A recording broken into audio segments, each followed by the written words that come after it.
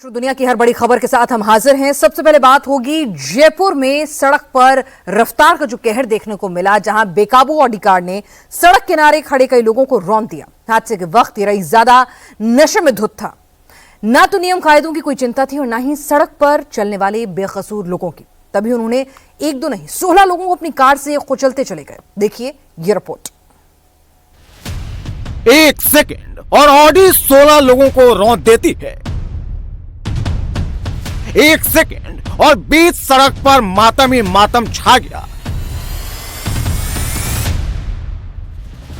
जयपुर की सड़क पर जो हुआ उसे हादसा नहीं कहा जा सकता। यह नशे में चूर अमीरजादों का खूनी जुर्म है। राजस्थान की राजधानी में देर रात ऑडी कार ने ऐसा कहर बरपाया कि वहां अफरा तफरी मच गई। हादसे के बाद वहां का मंजर बेहद भयावह नजर आ रहा है। चारों ओर मलबा पड़ा है। कार इतनी स्पीड में थी कि वो लोगों को कुचलने के बाद भी आगे बढ़ती रही और करीब 100 मीटर दूर जाकर एक पेड़ से टकराकर रुक गई। ये वही पेड़ है जिससे टकराने के बाद ऑडी कार रुकी थी। टक्कर लगने से सड़क किनारे लगा पेड़ जड़ से उखड़ चुका है। आसपास टूटा फूटा सामान पड़ा हुआ है। घटनास्थल पर लोगों की भारी भीड़ है। कोई घायलों की मदद कर रहा है तो कोई इसको अपने मोबाइल कैमरों में कैद कर रहा है। लोग घायलों को उठाकर एम्बुलेंस में डाल रहे हैं ताकि जल्द से जल्द उन्हें इलाज मिल सके। कुछ लोगों ने ऑडी कार को घेर रखा है और उसमें मौजूद लोगों को खींचकर बाहर निकाल रहे हैं।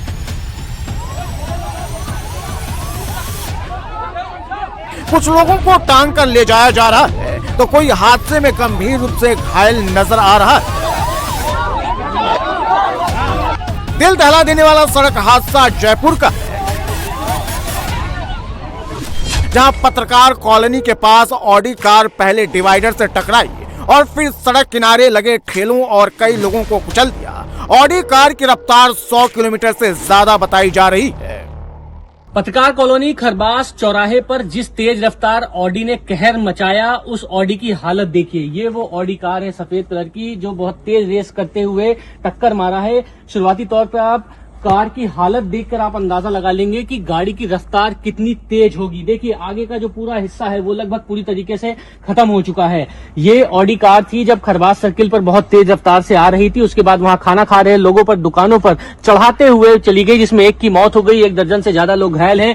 गाड़ी का एयर बैग जो है वो चारों एयर बैग खुल चुके हैं। इस गाड़ी को देखिए, इस गाड़ी में जो लोगों ने बताया शराब की बोतलें भी मिली है और आप गाड़ी के एयर बैग से देखिए पूरा एयर बैग तक के फट चुका है। इतनी तेज रफ्तार में गाड़ी थी। ब्लड स्टेन्स गद्दियों पर आपको दिखाई दे रहे होंगे। जो इसमें जो लोग बैठे थे वो भी घायल हुए हैं। इस भयावह हादसे में 16 लोग घायल हो गए, जिनमें से 4 लोगों की हालत गंभीर बताई जा रही है। वहीं एक व्यक्ति की मौत भी हो गई।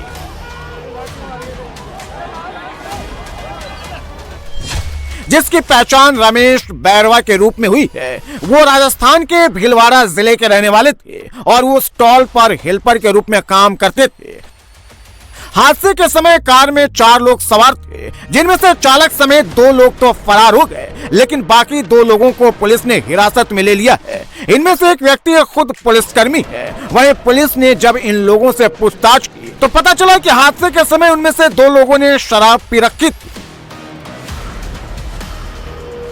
ये हादसा है, कोई ऑडी थी गाड़ी, बिल्कुल अनकंट्रोल हाई स्पीड में इधर से जो आप रोड देख रहे हैं यहाँ से डिवाइडर से टच होके इधर आई। यहाँ ठेले वाले खड़े थे, उनने रैम किया तो उसके अंदर ये एक्सीडेंट। ड्रिंक किए हुए लोग, कितने लोग घायल हुए हैं? घायल हुए हैं करीब 16 लोग, 15 से 16 लोग। ड्राइवर शराब भी पिए हुए था सर? ड्राइवर एक को जो हमने डिटेन किया है, जो उनके संग बैठा था, उन्होंने बताया है कि 2 लोग शराब पिए हुए थे। ये कहाँ के रहने वाले हैं, कहाँ जा रहे थे? चूरू के रहने वाले हैं। अभी तक तो ये पता है, बाकी जब और आ जाएगा तब डिटेल्स। अभी तक गाड़ी कारण सामने आया सर, कैसे हुआ? कारण तो हाई स्पीड में थी, कंट्रोल नहीं हुई गाड़ी, इसमें रैम कर दी। अभी तक तो यही समझ में आया। जिस ऑडी कार से यह हादसा हुआ वो दमन दीव के नंबर की है। हादसा इतना जोरदार था कि कार के एयरबैग तक फट गए, साथ ही कार के अंदर मौजूद लोग भी घायल हो गए। ये गाड़ी दमनदीप के नंबर की है। इस गाड़ी के नंबर को आप देखिए, इस गाड़ी का जो नंबर है वो है दमनदीप 0222G5709, यानी दमनदीप की ये गाड़ी है। और यही वो ऑडी कार है जो तेज रफ्तार से मानसरोवर के खरबास इलाके में पत्रकार कॉलोनी में गुजर रही थी और उसके बाद इस गाड़ी ने तमाम लोगों को कुचला है, उसमें लोगों की मौत हुई है। ये देखिए यहाँ पर इसका जो हैंडल है इस पे ब्लड स्टेन्स पड़े हुए हैं, यानी जब इस गाड़ी में से लोगों को निकाला गया है तो उनके खून के धब्बे हैं। जो ये एयर बैग खुले हुए हैं उसमें खून के धब्बे लगे हुए हैं, गाड़ी में खून के धब्बे लगे हुए हैं। ये गाड़ी का फ्रंट सीट है, आप देखिए जो यहाँ पर बैठे हुए थे, यहाँ पूरे जो एयर बैग हैं वो खुल गए हैं। और गाड़ी की हालत देखकर आप अंदाजा लगा सकते हैं कि किस तेज रफ्तार गति से ये गाड़ी जा रही थी। अब कार चालक समेत 2 लोग भले ही मौके से फरार हो गए हों, लेकिन पुलिस ने ऑडी कार के मालिक और उसको चला रहे व्यक्ति को आइडेंटिफाई कर लिया गया है। ऑडी चालक की पहचान दिनेश रणवा के रूप में हुई है। दिनेश राजस्थान के चूरू जिले का रहने वाला है। यह Audi car Shri Ramakrishna charitable trust के नाम पर रजिस्टर है। और इस वक्त की बड़ी खबर आपको बता दें, अयोध्या के राम मंदिर से आ रही है। राम मंदिर परिसर में माहौल बिगाड़ने की साजिश सामने आई है। राम मंदिर परिसर में नमाज पढ़ने की कोशिश की गई है। दक्षिण परकोटे पर नमाज पढ़ने की कोशिश हुई, रोके जाने पर मजहबी नारे लगे हैं और यह सब कुछ हुआ है राम मंदिर के भीतर। पुलिस ने फिलहाल आरोपी को हिरासत में ले लिया है, पूछताछ जारी है। सुरक्षा बलों ने शख्स को हिरासत में लिया है। कौन है ये शख्स और क्या मंशा के साथ आया था, इसके कुछ और साथी भी थे, अंदर ये दाखिल होने में कैसे कामयाब हुआ, तमाम जानकारी के साथ मेरे सहयोगी विशाल इस वक्त जुड़ चुके हैं।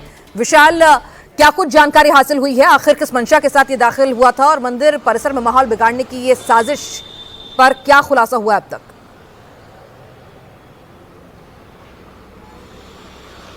पिनाज, इस पूरे मामले में अब से कुछ देर पहले हमारी यूपी के जो डीजीपी हैं उनसे बातचीत हुई है, एडीजी लॉ ऑर्डर से बातचीत हुई है, प्रमुख सचिव गृह संजय प्रसाद से बातचीत हुई है और सबका ये कहना है कि जो आरोपी पुलिस हिरासत में लिया गया है उसकी उम्र 55 साल बताई जा रही है। कश्मीर के शोपिया का रहने वाला बताया जा रहा है, अहमद शेख इसका नाम बताया जा रहा है। और ये जो पूरी घटना है अयोध्या राम मंदिर परिसर में, ये सुबह की बताई जा रही है। बताया जाता है कि जो आरोपी है अहमद शेख, जिसको कि सुरक्षा बलों ने इस समय अपनी हिरासत में ले रखा है, सुबह लगभग बताया जाता है कि 10 बजे के करीब अहमद शेख जो D1 गेट है राम मंदिर का, जो मुख्य मंदिर गेट है जो कि ठीक सामने पड़ता है बिरला मंदिर के, उस गेट से ये आरोपी अंदर जाता है। अंदर जाने के बाद ये बताया जाता है कि वहां बैठ करके नमाज पढ़ने की कोशिश जैसी वो शुरू करता है, फौरन ही जो सुरक्षा एजेंसीज होती हैं, SSF, जिनके पास राम मंदिर परिसर की सुरक्षा को पूरी तरीके से एक्सपर्ट बनाने का पूरा उनके पास जिम्मेदारी है, वो फौरन उस आरोपी को हिरासत में लेते हैं और फौरन ही जो लोकल पुलिस होती है, इंटेलिजेंस होती है, LIU होती है, उसको जानकारी दी जाती है कि एक शख्स राम मंदिर परिसर में नमाज पढ़ने की कोशिश कर रहा है। जिसके बाद फौरन उसको कोतवाली अयोध्या लाया जाता है, उससे पूछताछ शुरू की जाती है। 55 साल उम्र बताई जा रही है अहमद शेख की, और किस इरादे से वो अंदर जाता है, अंदर जाकर के धार्मिक नारे क्यों लगाता है, इन सारे मंतव्यों के पीछे जो वजह क्या है उसको खंगालने की तमाम जो पुलिस है, अयोध्या पुलिस है, LIU है, इंटेलिजेंस है, एजेंसीज हैं, वो लगातार कोशिश कर रही हैं। हालांकि मकसद अभी तक साफ नहीं हो पाया है, किसी भी तरीके के फाउल प्ले जैसी कोई चीज सामने नहीं आई है, कोई आपराधिक इन्वॉल्वमेंट अहमद शेख का सामने नहीं आया है। लेकिन बड़ा सवाल यही उठता है कि एक शख्स कश्मीर के शोपिया से अयोध्या पहुंचता है और यहां अंदर पहुंच करके नमाज पढ़ने की कोशिश करता है, तो उसके पीछे असल वजह क्या है, इन सारी चीजों को लेकर के यूपी पुलिस इस समय एक पूरा थॉरो इन्वेस्टिगेशन कर रही है ताकि इस पूरे मामले का सच सामने आ सके और यह पता लग सके कि एक शख्स मंदिर में जाकर के नमाज पढ़ने की कोशिश भला क्यों करता है और रोके जाने पर गुस्से में आकर के धार्मिक नारे आखिर क्यों लगाता है। बिल्कुल विशाल, हाल के दिनों में हमने देखा था कि राम मंदिर परिसर की सुरक्षा जो है और भी ज्यादा चाक चौबंद कर दी गई थी, वहां पर अतिरिक्त सुरक्षा बलों की तैनाती भी की गई थी। और अब इस शख्स का कश्मीर से आना, जो बात अभी आपने भी कही, वही बात सबके जहन में आ रही है कि भाई कोई लोकल मुस्लिम युवक नहीं था, शख्स नहीं था, ये बाकायदा कश्मीर के शोपिया से इतनी दूर से आप देखिए कि चलकर आता है। उस शख्स की तस्वीर है, 55 साल का जो शख्स जिसने राम मंदिर परिसर में मेन गेट से ये दाखिल होता है और दक्षिण परकोटे पर अहमद शेख वहां पर जाकर ये नमाज पढ़ने की कोशिश करता है। सुरक्षा बल जब उसे ऐसा करने से रोकते हैं तो फिर ये वहां पर धार्मिक नारे लगाता है। अहमद शेख इसका नाम बताया जा रहा है, 55 साल इसकी उम्र है, कश्मीर के शोपिया का रहने वाला है और बाकायदा ये कश्मीर के शोपिया से अयोध्या पहुंचा। अयोध्या का जो मुख्य गेट है, यानी कि जो बड़ा गेट है, जो सबसे ज्यादा इस्तेमाल होता है तमाम एंट्रीज के लिए, बिरला मंदिर के ठीक सामने वाला ये गेट है। उस गेट से ये अयोध्या मंदिर में, राम मंदिर में दाखिल होता है और वहां पर दक्षिण परकोटे पर पहुंचकर नमाज पढ़ने की कोशिश करता है। और जब सुरक्षा बल उसे रोकते हैं तो विरोध करता है और धार्मिक नारे लगाता है। इस शख्स को देखिए, 55 साल इसकी उम्र बताई जा रही है, कश्मीर के शोपियां का रहने वाला है। अभी इसका आपराधिक रिकॉर्ड खंगाला जा रहा है। आखिर इसकी मंशा क्या थी, इससे पूछताछ तमाम सीनियर अधिकारी भी कर रहे हैं। खुफिया एजेंसी, वरिष्ठ अधिकारी, लोकल पुलिस, एलयू सब इससे पूछताछ में लगे हुए हैं कि भाई मंशा क्या थी और इतनी दूर से क्यों राम मंदिर आए थे, क्या मकसद था, क्यों वहां पर धर्म विरोधी नारे लगाए, नमाज पढ़ के क्या साबित करना चाहते थे, क्या किसी ने तुम्हें ऐसा करने के लिए खास तौर से भेजा था, तुम्हारे साथ कुछ और लोग भी यहां पर कश्मीर से आए हुए हैं। तो ये तमाम सवाल हैं जो इस वक्त पूछताछ एजेंसीज कर रही हैं। विशाल, बिल्कुल जो बात आपने कही वही बात आगे बढ़ाते हैं। सबके जहन में आ रहा है कि भाई आपको लोकलाइट तो थे नहीं, कि आपको गुस्सा था, कुछ दिक्कत थी, आप आ गए। आप कश्मीर से आते हैं, अयोध्या के अंदर ठहरते हैं, एक लंबा सफर तय करके आते हैं और उसके बाद फिर आप दाखिल होते हैं, यानी कि पूरी प्लानिंग के साथ आए थे कि आपको ये करना है, इसी मकसद से आप अयोध्या आए थे। बिल्कुल पिनाज, यही जो सवाल है ये एजेंसीज के साथ साथ लोकल पुलिस और जो इंटेलिजेंस और एलआईयू के लोग हैं वो भी ये समझना चाह रहे हैं कि एक शख्स अगर लोकल होता है और वो अंदर चला जाता है तो इस बात को समझा जा सकता है, लेकिन कोई भी शख्स अगर कश्मीर का रहने वाला है, शोपिया से अयोध्या आता है और अंदर जाकर के नमाज पढ़ना ही उसका ऑब्जेक्टिव था, माहौल बिगाड़ना ही उसका ऑब्जेक्टिव था, सबका ध्यान केंद्रित करना ही अपने ऊपर ऑब्जेक्टिव था, या फिर इसके पीछे कुछ और वजह है। यही वजह है कि क्योंकि अयोध्या का जो राम मंदिर परिसर है या पूरी अयोध्या की बात कर लें तो वो अपने आप में सुरक्षा लिहाज से बहुत ज्यादा संवेदनशील हो जाती है। और अयोध्या, मथुरा, काशी, 3 ऐसे मुख्य स्टेशन हैं, 3 ऐसी धार्मिक नगरियां हैं उत्तर प्रदेश की जो कि सुरक्षा के लिहाज से सभी एजेंसीज के लिए बहुत ज्यादा हाई सिक्योरिटी वाली होती हैं, बहुत ज्यादा सेंसिटिव होती हैं। इसीलिए पुलिस इस पूरे मामले में इन्वेस्टिगेशन कर रही है और हर पहलू पर पहुंचना चाह रही है ताकि सच सामने आ सके, पूरे मामले की तह तक पहुंचा जा सके कि अगर एक शख्स कश्मीर से आता है, अयोध्या आता है और सीधा मंदिर के अंदर जाता है और इस तरीके से धार्मिक नारे लगाता है, वहां पर नमाज पढ़ने की कोशिश करता है, हालांकि वो नमाज नहीं पढ़ पाया था, तुरंत ही उसको सुरक्षा बलों ने अपनी कब्जे में ले लिया, कस्टडी में ले लिया और जैसे ही उसको कब्जे से लेकर के पुलिस अपने बाहर आना शुरू होती है, जहां जो एसएसएफ का कार्यालय होता है वहां पर आने की शुरुआत करती है, तो वो धार्मिक नारे भी लगा देता है। लेकिन उसकी उम्र 55 साल बताई जा रही है। अभी तक की जानकारी है पिनाज, ये इंपॉर्टेंट है कि उसका कोई भी आपराधिक रिकॉर्ड नहीं निकला है, लेकिन बावजूद इसके जब कोई आपराधिक रिकॉर्ड नहीं निकलता है तो सवाल ये उठता है कि कोई दूसरे धर्म का शख्स, कोई दूसरे धर्म को मानने वाला शख्स मंदिर के अंदर क्यों जाता है और उसके बाद वहां इस तरीके की नाराजगी जाहिर करके धार्मिक विरोधी नारे लगाता है। तो अपने आप में सुरक्षा एजेंसी के लिए एक बड़ी जिम्मेदारी है कि इस पूरे मामले के सच सामने पहुंचा जाए, इसका पूरा बैकग्राउंड चेक किया जाए, इसके पूछे इन्वेस्टिगेशन किया जाए कि क्या ये शख्स खुद यहां पर आया था या फिर किसी की सोची समझी साजिश के तहत राम मंदिर भेजा गया था। और सबसे बड़ा सवाल यह भी उठता है कि क्या वो कोई रेकी करने गया था या फिर किसी के कहने पे गया था या फिर वो खुद चला गया था। इन तमाम सवालों के जवाब इस समय Ayodhya police, local intelligence, LIU और तमाम एजेंसीज जानने की कोशिश कर रही हैं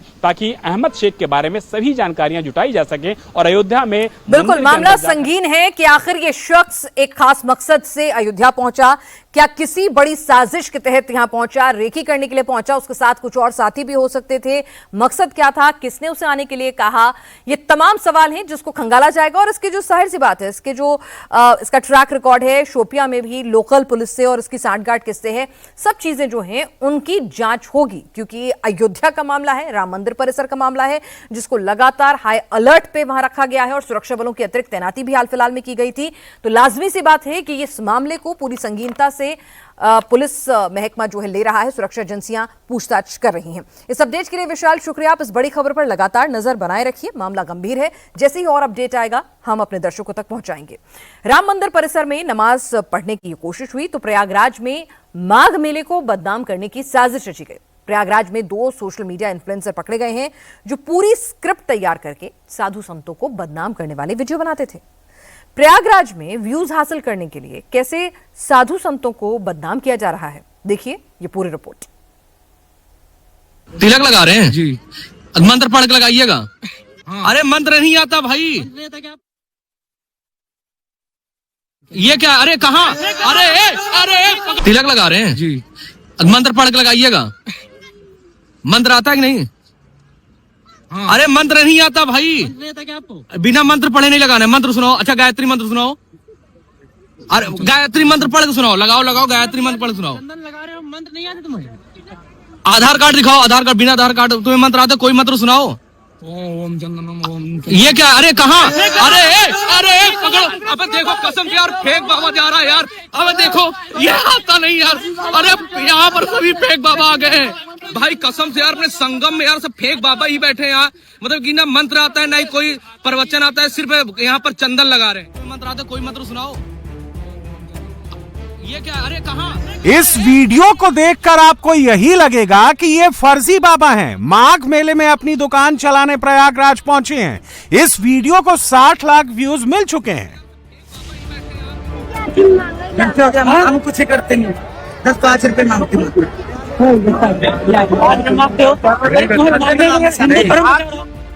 ये माफी भी फिक्स है, ये तिलक भी फिक्स है और साधु भी फिक्स है, और नकली साधु बनकर पकड़े जाना भी स्क्रिप्टेड है, और माघ मेले में फर्जी साधु बनकर भागना भी फिक्स है। ये क्या, अरे कहाँ, अरे पकड़ो, ये क्या, अरे कहाँ, अरे पकड़ो। दे लड़ाई नहीं, ए महाराज नहीं महाराज छोड़ दीजिए, इधर पैसा नहीं दे रहा है। कौन पैसा नहीं दे रहा है? ए पैसा कितना मिला है? माघ मेले में कालनेमी एकदम नया रूप लेकर आया है। माघ मेले में पैसा कमाने, दान हासिल करने नकली साधु नहीं आ रहे, बल्कि यूट्यूबर भगवा का चोला ओढ़कर सनातन का मजाक उड़ाकर पैसा कमा रहे। ये कलयुग के कालनेमी है। माघ मेला योगी के लिए 2026 का पहला चैलेंज है। योगी आदित्यनाथ खुद माघ मेले में मौजूद हैं, समझा रहे हैं कि सेकुलरिज्म का ठेका लेकर चलने वाले लोग हिंदू समाज और सनातन धर्म को कमजोर करने में जुटे हैं। हमारे संत समाज को जोड़ने के लिए पूरी युक्ति करता है, और जब संत समाज एक मंच पर आकर के उद्घोष करता है तो परिणाम भी आता है। जैसे आपने देखा होगा अयोध्या में श्री राम जन्मभूमि पर भव्य राम मंदिर का निर्माण,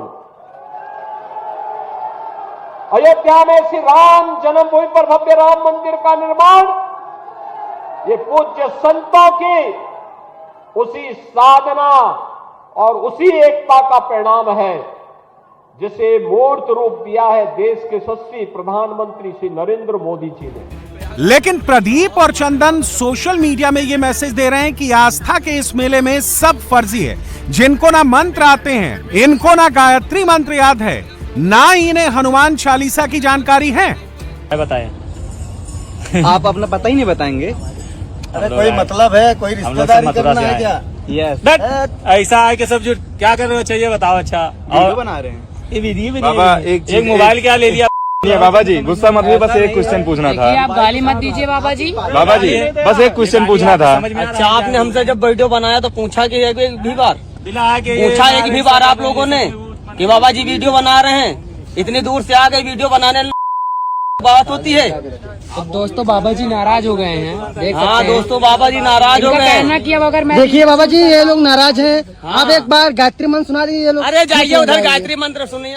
बताए आप अपना पता ही नहीं बताएंगे। अगर आप सोशल मीडिया में ऐसे वीडियो देखते हैं, साधुओं के एक्सपोज होने वाले वीडियो आपके टाइमलाइन पर आते हैं, तो उस पर राय बनाने से पहले इस वीडियो की हकीकत जरूर समझ लीजिए। वीडियो देखकर लगेगा कि ढोंगी बाबाओं ने माघ मेले में घुसपैठ कर ली है, लेकिन सारे वीडियो फेक हैं। प्रयागराज के माघ मेले में सनातनी सैलाब उमड़ा है। हर दिन लाखों लोग संगम में डुबकी लगाने पहुंच रहे हैं, लेकिन आस्था के इस महापर्व को बदनाम करने की साजिश रची जा रही है। साधु संतों की इमेज को खराब किया जा रहा है और सब कुछ सिर्फ व्यूज पाने के लिए हो रहा है। Start my name is 2026। आपको एक शायर सुनाएगा क्या? जबरदस्त शायर, जीता था जिसके लिए। उसमें कौन सा शायरी है इसको छोड़ दो, मैं डायरेक्ट बोल देता हूँ। काली काली साड़ी में कढ़ाई नहीं होती है। आपका नाम? शुभांगी। तेरी याद में पढ़ाई नहीं होती है।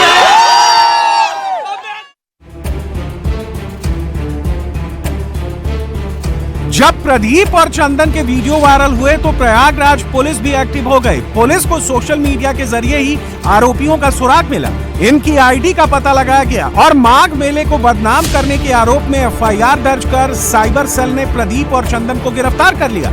ये प्लान करके माघ मेला पहुंचे थे। आरोप है कि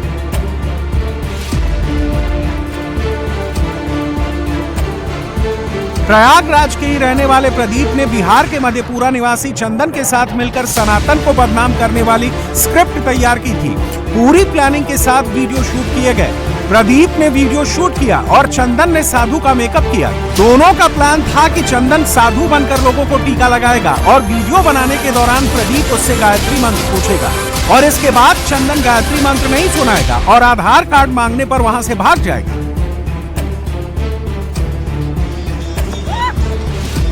बाद में ये दोनों शूट किया वीडियो सोशल मीडिया पर अपलोड करते थे। इन दोनों ने इस दौरान कई भ्रम फैलाने वाले वीडियो बनाए और इन्हें सोशल मीडिया प्लेटफॉर्म पर डाल दिया, जिससे इन्हें लाखों में व्यूज भी मिले। पुलिस ने जब आरोपियों से पूछताछ की तो पता चला कि इन्होंने इंस्टाग्राम पेज पर ऐड हासिल करने के लिए ये सारा फर्जीवाड़ा किया। इन्हें लगा कि व्यूज बढ़ेंगे तो टेंट और होटल के ऐड मिलने लगेंगे, लेकिन ऐड तो इन्हें मिले नहीं। उल्टा फर्जीवाड़ा करने वाले दोनों आरोपी जेल जरूर पहुंच गए।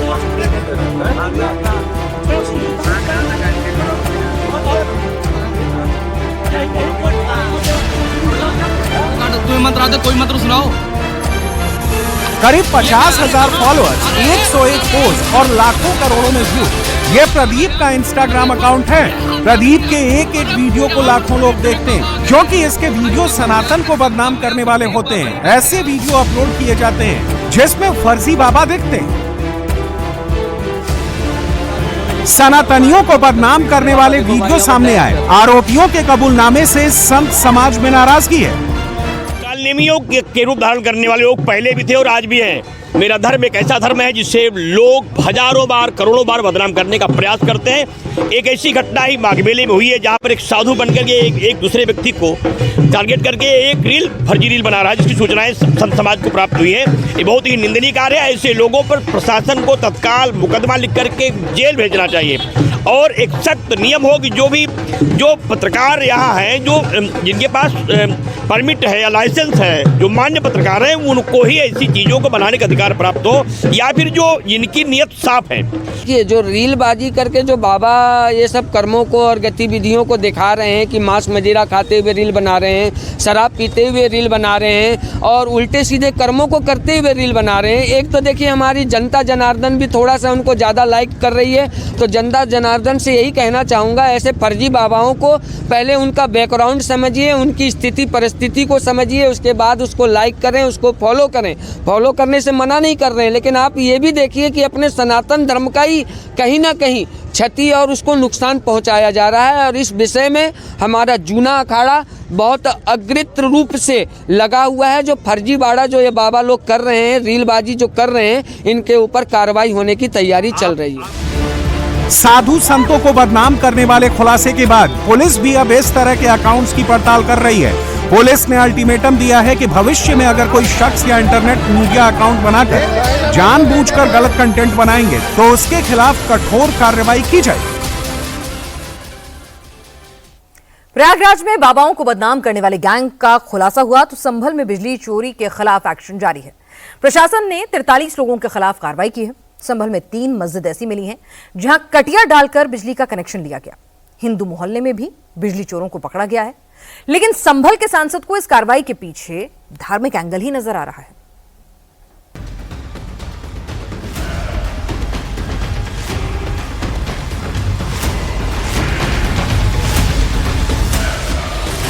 जो घर वाली है उसमें मेरी बात सुनिए, आपके तीनों तारों में कट है। वीडियो मेरे पास साथ है, चक्की वाले तार लगे वीडियो है। अभी दिखा दो क्या नाम ले चलो बात। संभल में मुस्लिम मोहल्ले में बिजली चोरों पर एक्शन हो रहा है। कटिया डालकर बिजली का इस्तेमाल करने वालों को पकड़ा जा रहा है। ऊपर से काट लो ना इसे, हटा इसको वहां पे। धनारी इलाके की एक एक गली में बिजली विभाग के लोग मौजूद हैं। एक एक घर में बिजली कनेक्शन की जांच की जा रही है। मस्जिद में चोरी का बिजली कनेक्शन मिला तो जुर्माना लगाया गया। ढूंढा बाग में हिंदू परिवार का चोरी से चलने वाला ट्यूबवेल मिला तो एक्शन उस पर भी हुआ। संभल में अलग अलग मोहल्लों में बिजली चोरी के खिलाफ अभियान चला। मुस्लिम मोहल्लों की तारों को चेक किया गया तो हिंदू गांवों में भी कार्रवाई की गई। जिसने भी बिजली चोरी की कीमत सभी को चुकानी पड़ी। तो ट्यूबवेल आपको पैसा ले गए, वो आपसे कनेक्शन नहीं कराया। मैं बताओ आप सुन तो कितने पैसे ले गए? रुपया 3.5 लाख। सुनो मेरी बात सुनो, आपने एक लाइसेंस बनवाने को दे दिया, लाइसेंस बना नहीं है, आपने चालू कैसे कर लिया? पहले ही करवाए थे उन्होंने सब काम कर। पंडित जी आ रहा माता जी आप बड़ी देखो बड़ी बुजुर्ग, माता जी आप बुजुर्ग हैं, एक तो बनेगा। माता जी बुजुर्ग हैं, ये तो 8 दिन में हो जाता है, 15 दिन में हो जाता है। अलाउ नहीं चलाना, अलाउ क्या है? संभल में बिजली विभाग ने 5 घंटे का चेकिंग अभियान चलाया। एक एक घर, एक एक गली में बिजली विभाग की टीम पहुंची। एसडीएम गुन्नौर के नेतृत्व में एक्शन उस वक्त शुरू हुआ जब ज्यादातर लोग सो रहे थे। उनकी नींद ही बिजली विभाग की टीम की दस्तक से खुली। बिजली चोरों के खिलाफ यह कार्रवाई गुन्नौर तहसील के थाना धनारी गांव और डूडा बाग में शुरू हुई। 3 मस्जिद, 1 मछली कारोबार और 1 ट्यूबवेल सहित कई स्थानों पर बिजली चोरी पकड़ी गई। मस्जिदों पर मीटर नहीं लगे थे और सीधे तार डालकर बिजली का इस्तेमाल किया जा रहा था। कुल 43 लोगों को बिजली चोरी करते हुए पकड़ा गया। डूडा बाग इलाके में अवैध रूप से 1 ट्यूबवेल भी चल रहा था, उसके मालिक के खिलाफ भी केस दर्ज किया गया। अच्छा, आज जो आपका ट्यूबवेल का कनेक्शन पकड़ा गया चोरी से लाइट चलाते हुए, तो आप बता रहे हैं पहले कनेक्शन करवाने के लिए अप्लाई किया था। आप तो वीडियो बनाए हो ना, लिखवाइए। किसके द्वारा हुआ था कनेक्शन आपका? तिलक सिंह के द्वारा। कौन है ये? इटौरा के। अच्छा, इनके पिताजी का क्या नाम है? सुरेश यादव। क्या करते हैं ये? मंत्री जी के यहाँ रहते हैं। कौन मंत्री? राज्य मंत्री बबराला में। अच्छा, क्या किया था उन्होंने? उनके लड़का ने करवाई। अच्छा, हाँ। ठेकेदार वगैरह हैं कोई? ठेकेदार हैं। कितने रुपए लिए थे? रुपया 3.5 लाख 4 लाख ऐसी गदाई ट्यूबवेल कनेक्शन के। हाँ। अच्छा, फिर? हाँ। फिर पकड़ गई पहले तो हमने वो जुर्माना जमा कर दो। संभल से पुलिस आई, पंडित जी गए वहाँ, संभल गए और हियाँ सब ने वो करो तो जुर्माना जमा कर दो हमने। बिजली चोरों के खिलाफ चले इस अभियान के दौरान कुल 60 किलोवाट बिजली चोरी पकड़ी गई, जिस पर 40 लाख रुपए का जुर्माना लगाया गया। 43 लोगों के खिलाफ एफआईआर भी दर्ज की गई है। दरअसल जिन इलाकों में बिजली लॉस की शिकायत आ रही थी, पहले फेज में उन्हीं गांवों को टारगेट किया गया। धनारी गांव में बिजली चोरी में हमारे 43 उपभोक्ताओं पर विद्युत चोरी करते हुए पाया गया है। ठीक है, समथिंग उन पे 60 किलोवाट की चोरी कर रहे थे। ठीक ना, और एक हम लोगों को ट्यूबवेल मिला है जो बिना कनेक्शन के अवैध रूप से चल रहा था, जिसमें ग्राम डूडा बाग में, जिसमें हमारे एसडीएम साहब भी पहुंचे थे, तहसीलदार साहब भी, सभी लोग ज़्यादातर वहां पहुंचे थे, तो वो भी चोरी करते हुए पाया गया है ट्यूबवेल। तो सभी पे प्राथमिक दर्ज की जाएगी, शाम तक सब पे अपलोड होकर भेज दी जाएगी। तो ये 2 गांव हो गए, एक धनारी एक डूडा बाग। जी जी। कुल कितने लोगों के खिलाफ प्राथमिकी दर्ज होगी? सभी 43 लोगों के खिलाफ होगी प्राथमिकी दर्ज। एक जगह मस्जिद पे भी चोरी मिली है हमें, तो उस पे भी उच्च अधिकारियों ने कार्रवाई करने के निर्देश दिए हैं। कई जगहों पर बिजली मीटर के साथ छेड़छाड़ की गई थी। बिजली मीटर तो लगे थे, लेकिन उनमें कनेक्शन ही नहीं था। बिजली चोरों पर प्रशासन लगातार एक्शन ले रहा है, तो संभल के सांसद को ये पसंद नहीं आ रहा। वो इसमें भी कम्युनल एंगल तलाश रहे। अगर पक्षपात कर करके कार्रवाई की जाएगी तो उसके खिलाफ हम आवाज उठाएंगे। पक्षपात यह है कि सिर्फ मुस्लिम समुदाय को टारगेट करके। मैं पूछना चाहता हूं कि अब डीएमएसपी का काम ये रह गया कि वो बिजली की चेकिंग करेंगे? उनका काम जो है वो काम को अंजाम देना चाहिए, और जिसके जो अधिकारी तक हैं उन अधिकारियों को उनका काम होना चाहिए। और कार्रवाई अगर बिजली चोरी को मैं नहीं कह रहा कि अच्छी बात है, लेकिन कार्रवाई अगर हो, चेकिंग हो, तो सबके साथ एक सा व्यवहार होना चाहिए।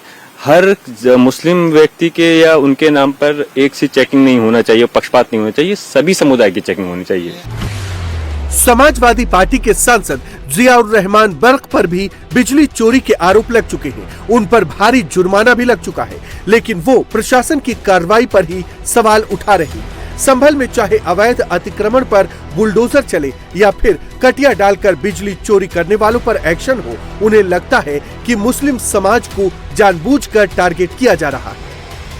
आपको लग रहा है कि आप कह रहे हैं कि मुसलमानों को टारगेट किया जा रहा है? इसमें क्या दो रहा है? मुझे क्या लग रहा है, आप भी इस चीज को भली बात ही जानते हैं, पूरा देश इस बात को जानता है। लेकिन आजकल भारतीय जनता पार्टी सिर्फ इसी चीज पे सीमित रह गई है और मस्जिद, मंदिर, मुसलमान, हिंदुओं को आपस में भिड़ाने के लिए।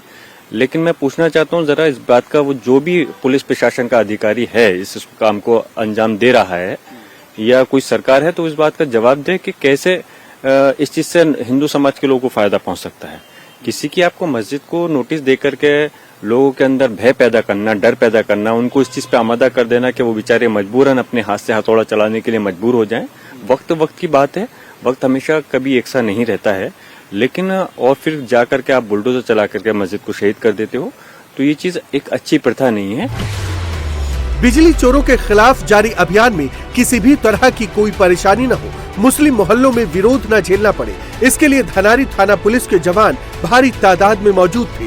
बिजली चोरों पर एक्शन लेने के लिए करीब 40 से अधिक बिजली कर्मियों की कई टीमें बनाई गई हैं। प्रशासन का ये अभियान आगे भी चलता रहेगा। संभल में बिजली चोरी पर एक्शन जारी रहेगा। लखनऊ की मशहूर किंग जॉर्ज मेडिकल यूनिवर्सिटी में अवैध धर्मांतरण केस का मुख्य आरोपी डॉक्टर रमीज गिरफ्तार हो चुका है। धर्मांतरण गैंग पर लगातार नए खुलासे हो रहे हैं।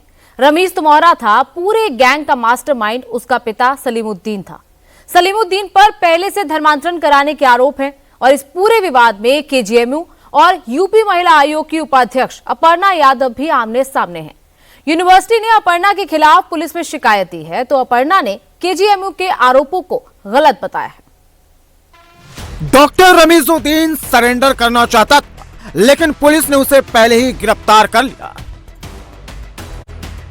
डॉक्टर रमीजुद्दीन भागना चाहता था, लेकिन यूपी से बाहर निकल नहीं पाया। रमीजुद्दीन पर चारों तरफ से शिकंजा कस चुका था। पुलिस की टीमें यूपी, उत्तराखंड, दिल्ली और हिमाचल प्रदेश में उसकी तलाश कर रही थी। पुलिस ने रमीजुद्दीन पर 50,000 का इनाम घोषित कर रखा था। पुलिस ने केजीएमयू में लव जिहाद और धर्मांतरण के आरोपी डॉक्टर रमीजुद्दीन को ठाकुरगंज से शुक्रवार देर शाम को गिरफ्तार किया।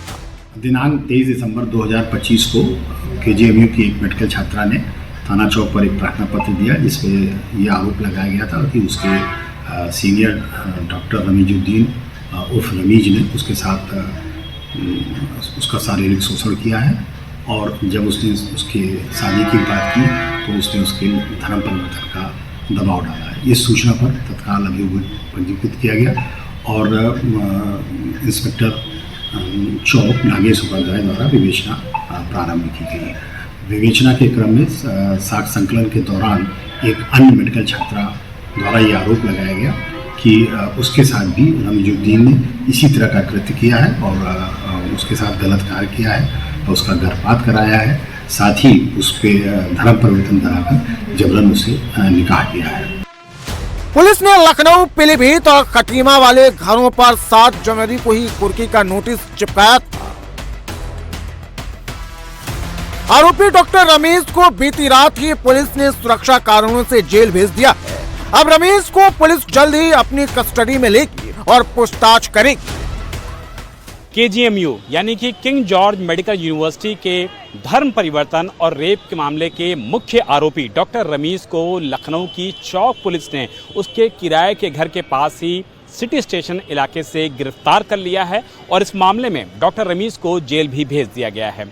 पुलिस को जांच में ये पता चला है कि अपनी फरारी के दौरान डॉक्टर रमीज अपने संपर्कियों के जरिए उत्तराखंड भी गया था, दिल्ली भी गया था, उत्तर प्रदेश के कुछ इलाकों में छुपा हुआ था और अपने पिता की मदद भी ले रहा था। और पुलिस को ये भी पता चला है कि कल जब उसकी गिरफ्तारी यानी कि शुक्रवार को जब ये गिरफ्तारी गोलागंज इलाके से हुई है तो पता ये चलता है कि वो अपने घर पर गया हुआ था और घर पर वो कुछ सामान लेने के बाद वकीलों के भी संपर्क में था और वो कोर्ट में सरेंडर करने की फिराक में भी था। लेकिन इससे पहले कि डॉक्टर रमीज कोर्ट में पहुंचता, सरेंडर करता, पुलिस ने उसको गिरफ्तार कर लिया है। इस पूरे मामले में अगर केजीएमयू की बात कर लिया जाए तो केजीएमयू प्रशासन ने उसके एडमिशन को कैंसिल करने के लिए भी जो पूरी तरीके से आरोप है वो आगे बढ़ाते हुए उसकी जो रेस्ट्रिक्शन की कार्रवाई है, निकालने की कार्रवाई है, उसको भी प्रोसीड कर दिया है। लव जिहाद और धर्मांतरण का ये मामला 23 दिसंबर 2025 को सामने आया था, जब केजीएमयू में एमडी पैथोलॉजी की छात्रा ने चौक थाने में शिकायत दी थी। उसने आरोप लगाया था कि उसके सीनियर डॉक्टर ने शादी का झांसा देकर उससे रिलेशन बनाए, अबॉर्शन करवाया गया और धर्म परिवर्तन का दबाव डाला गया। गिरफ्तारी के बाद आरोपी डॉक्टर रमेश पुलिस के सामने माफी मांगता नजर आया। लखनऊ केजीएमयू के रेजिडेंट डॉक्टर रमीजुद्दीन से जुड़े मामले में पुलिस जांच जैसे जैसे आगे बढ़ रही है, वैसे वैसे उसके पिता सलीमुद्दीन की भूमिका को लेकर चौंकाने वाले खुलासे हो रहे हैं। बताया जा रहा है कि सलीमुद्दीन ने 4 राज्यों में निकाह किए थे। उसकी 4 पत्नियां पहले हिंदू थी। सलीमुद्दीन लंबे समय से धर्मांतरण में शामिल था। उस पर जम्मू कश्मीर, पंजाब, उत्तराखंड और उत्तर प्रदेश की हिंदू लड़कियों को फंसाकर उनका धर्मांतरण कराने का आरोप है। ये भी कहा जा रहा है कि उसने अपने बेटे रमीज को भी मोटिवेट कर टारगेट दिया था। पुलिस ने सलीमुद्दीन और उसकी पत्नी खतीजा को 5 जनवरी को मुमताज कोर्ट अपार्टमेंट ठाकुरगंज से गिरफ्तार किया था। सलीमुद्दीन उत्तराखंड के खटीमा में होम्योपैथिक क्लिनिक चलाता था। पुलिस के मुताबिक वो इलाज के बहाने महिलाओं से नजदीकियां बढ़ाने की कोशिश करता था। अभी तक की जांच में यह भी पता चला है कि सलीमुद्दीन, उसका बेटा रमेश और काजी जाहिद हसन राणा मिलकर बंद कमरों में दीनी तालीम के नाम पर बैठकें करते थे। इन बैठकों में कट्टर विचारधारा का प्रचार किया जाता था और एक संगठित गिरोह खड़ा करने की कोशिश चल रही थी। रमेश की गिरफ्तारी से पहले राज्य महिला आयोग की उपाध्यक्ष अपर्णा यादव केजीएमयू में छात्राओं के साथ दोहरा रवैया अपनाने को लेकर वीसी से मिलने यूनिवर्सिटी पहुंची थी, जहां उनको गेट पर करीब 20 मिनट तक इंतजार करना पड़ा। इस दौरान अपर्णा यादव के साथ पहुंचे हिंदूवादी नेता और संगठन के लोग भड़क गए। वीसी ऑफिस के अंदर जबरदस्त नारेबाजी और विरोध प्रदर्शन किया।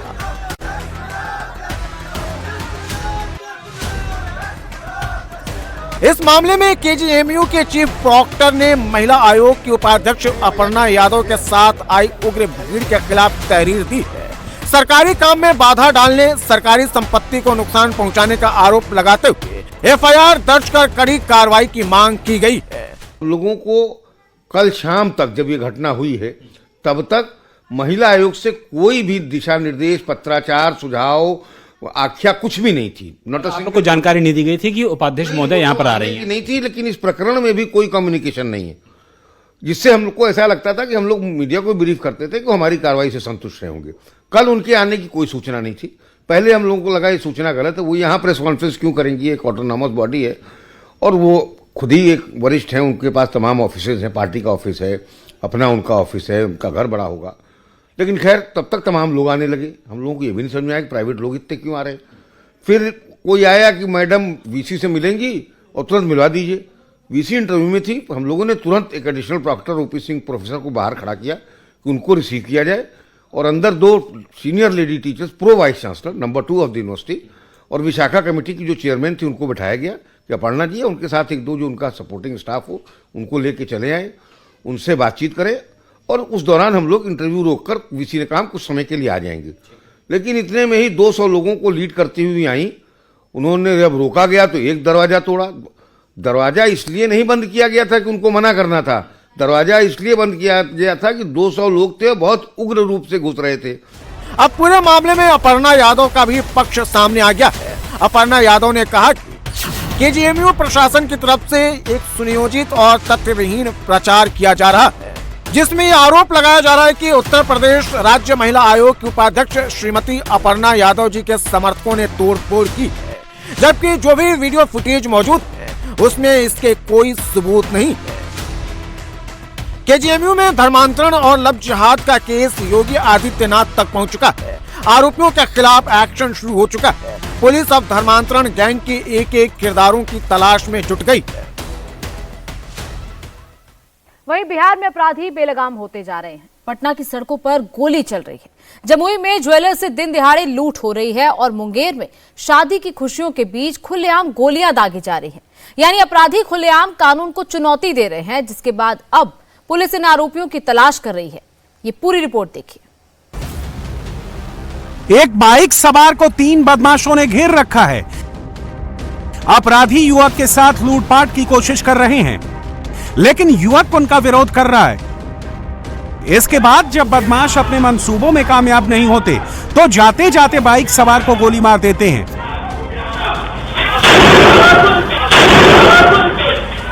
यह पूरा मामला बिहार की राजधानी पटना का है, जहां फतुहा थाना क्षेत्र के रसूलपुर मोहल्ला निवासी कारोबारी संजय कुमार के साथ यह वारदात हुई। अब जरा ये तस्वीरें देखिए। 2 बदमाश पहले से वहां घात लगाए हुए बैठे थे, तभी तीसरा बदमाश भी वहां बाइक से पहुंचता है। इस दौरान वहां से कई लोग गुजरते हैं, लेकिन ये बदमाश इनमें से किसी को निशाना नहीं बनाते। ऐसा लग रहा है कि मानो ये सभी पहले से कारोबारी का इंतजार कर रहे थे। इसके बाद कारोबारी जैसे ही वहां पहुंचता है, तभी हथियार थामे एक बदमाश उसकी बाइक को रोक लेता है और जैसे ही कारोबारी नीचे उतरता है, दूसरा बदमाश उसे पीछे से दबोच लेता है। इसके बाद ये बदमाश लूटपाट की कोशिश शुरू कर देते हैं, लेकिन कारोबारी शोर मचाकर लोगों को बुलाने लगता है।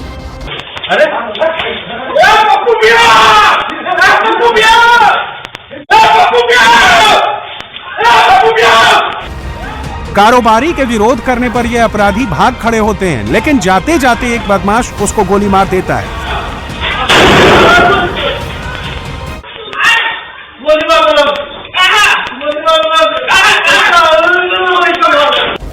गोली लगने से कारोबारी घायल हो जाता है, जिसके बाद घायल की मदद करने के लिए फौरन वहां कुछ लोग पहुंचते हैं।